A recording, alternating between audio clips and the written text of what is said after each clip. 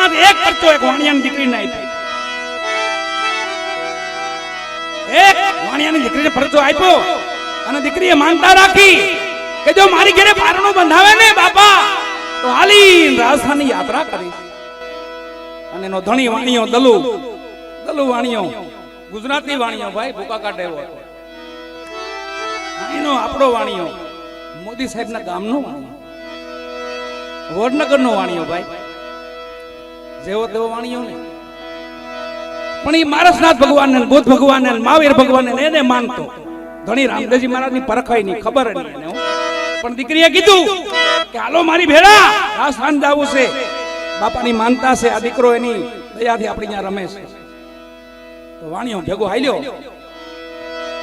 અઢળક ધન લીધું અને બાદશાહને ખબર પડી કે માનતા એ કોઈ વાણિયો આવી રહ્યો છે, અઢળક ધન છે એની પાસે.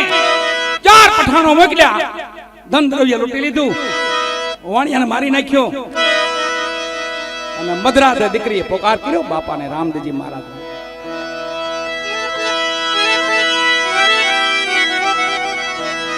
મધરાતે પોકાર કર્યો, રામદેવ વિરમદેવ એ ભાઈ ચોકઠે રમે છે. એમાં મધરાતનો પોકાર આવ્યો અને બાપાએ આમ ધ્યાન દોર્યું. વિરમદેવજીને કીધું ભાઈ મને કોઈ બોલાવે. લીલવા માથે પલાણ માંડ્યા, દીકરીનો પોકાર